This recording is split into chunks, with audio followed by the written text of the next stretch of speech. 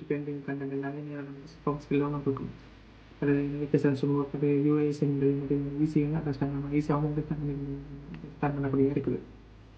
இந்த TV box நான் வாங்கி வந்துட்டு 1 மந்த் க்ளீன் ஆகிட்டு நான் டெய்லி யூஸ் பண்ணி கொண்டுருக்கேன். டெய்லி யூஸ் பண்ணி எனக்கு பார்த்துக்கலாம். இது வந்துட்டு இந்த ஸ்ட்ரெஸ் எப்படி இருக்குது, என்ன மாதிரி இருக்குதுங்கிறது நான் சொல்ல போகிறேன்.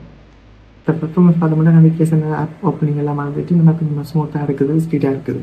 டிபெண்டிங் நம்ம டேட்டா பொறுத்து இருக்குது. டேட்டா நெட்வொர்க் வந்துட்டு ஸ்பீடாக இருந்தால் நமக்கு இந்த யூஸ் பண்ணுறது நெட்ஃப்ளிக்ஸோ யூடியூப்போ ப்ரைம் வீடியோ எல்லாமே நமக்கு ஸ்பீடாக இருக்கும். அண்ட் தென் ஓகே கண்டென்ட் வந்துட்டு நமக்கு வந்துட்டு லேக் இல்லாமல் ஒர்க் பண்ணணும். அதுவும் டேட்டா மேக்ஸிமம் ஸ்பீடாக இருந்தால் அண்ட் வந்து இதை சப்போர்ட் பண்ணக்கூடிய வந்து டிவியில் மாதிரி நமக்கு வந்து டேஸ்டி குவாலிட்டி இருந்தால் சப்போர்ட் பண்ணும். வீடியோ வந்துட்டு நல்ல குவாலிட்டியாக இருக்கும். அந்த தேர்ட்டி ஆடியோ வந்துட்டு சப்போர்ட் வந்துட்டு சவுண்ட் கிளாரிட்டியாக இருக்குது. ஒரு ஸ்டெப் மேல் நல்லா தான் இருக்குது. அது நம்ம ரிமோட் பார்த்தோம்னா